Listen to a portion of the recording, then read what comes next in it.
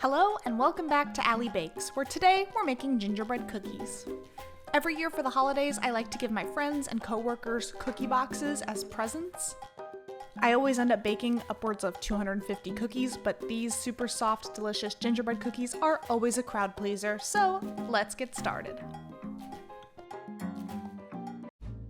We're starting off with our dry ingredients, so we're combining flour, baking soda, and baking powder into a bowl. Now this recipe calls for 170 grams of flour, which might lead you to believe that these cookies are going to be super starchy and hard, like you're going to build something with them, but they're actually soft and delicious.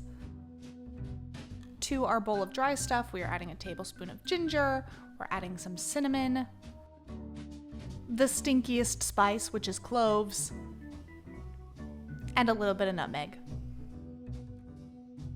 All of our dry ingredients are going to get whisked together and then set to the side while we work on our wet stuff. Just like any good cookie recipe, our wet stuff starts with creaming butter and sugar together. In this case, we are using brown sugar. The recipe does call for dark brown sugar, but Walmart did not have it. The butter and sugar are getting creamed together until they are homogeneous.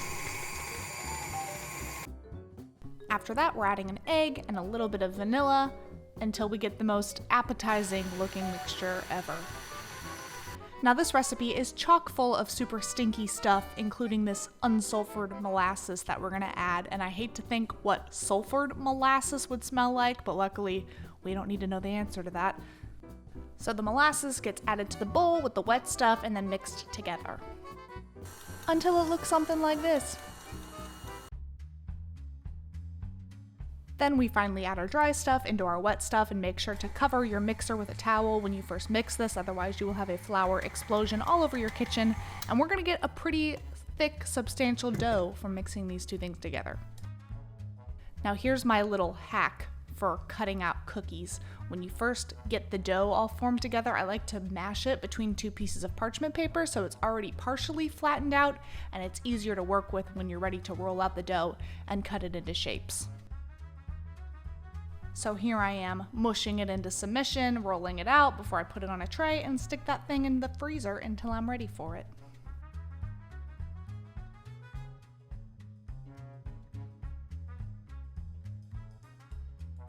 When I was ready to turn the dough into beautiful snowflake cookies, I made sure that I heavily floured my surface because those things will stick. I pulled my dough out of the freezer and got ready to go to work, rolling it out. Even though this isn't a traditional crunchy gingerbread, this dough is actually super easy to work with. It's not sticky as long as you keep your hands and rolling pin and surface floured, and it cuts pretty easily into beautiful snowflake shapes. My biggest tip is to work fast because it is much easier to cut out and shape cookies and get them on the tray if the dough is not warm, because once that butter starts to melt, it kind of turns into a disaster. My cookie dough was straight out of the freezer, so these things held their shape super well. It was time to pop them in the oven for approximately 7 minutes. And after you get going, it's just kind of standard cookie procedure. One tray in, one tray out. I only put 6 cookies on a tray because I didn't want them to mush together because these do spread just a little bit. But yeah, this recipe yields about 36 cookies. And let me tell you, these shits smelled good. They smelled so good coming out of the oven.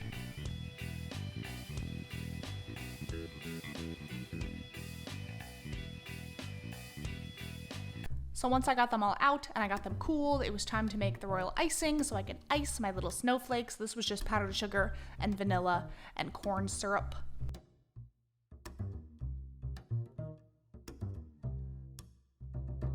A little bit of water in there too. This all gets mixed together and then put into a piping bag to decorate.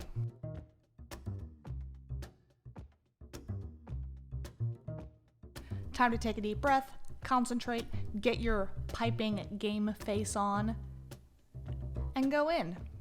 Icing these is pretty easy because I have a really great cookie cutter for my snowflakes, so I just kind of follow the lines, made a cute little snowflake design, and honestly I knocked all of these out in about 20 minutes. It really didn't take me that long to ice all these cookies. The corn syrup and the royal icing really helps it hold its shape and not spread out. It also gives it a nice shiny like crust over top of it when they eventually set, so you won't bump it and dent your icing.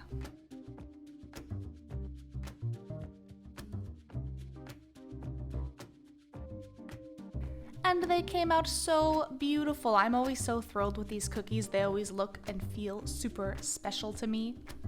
And now it's just time to eat. So I'm gonna eat the ugliest one, and I think it's this one because it still has a little bit of flour on it. Well, that's pretty fast.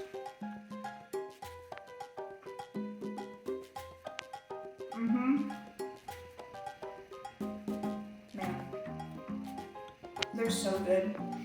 Like, it's not traditional gingerbread because traditional gingerbread is hard. That's great if you want to like build a house. But I don't want to build a house. I want something that doesn't taste like a brick when I bite into it. This is so soft. The outside has got like a crust on it, but the inside is super soft. Might be a controversial opinion, but I like my gingerbread soft. And these are delicious. Thank you guys so much for tuning in. I will be back before you know it with more festive holiday bakes. I'll see you guys at the next one.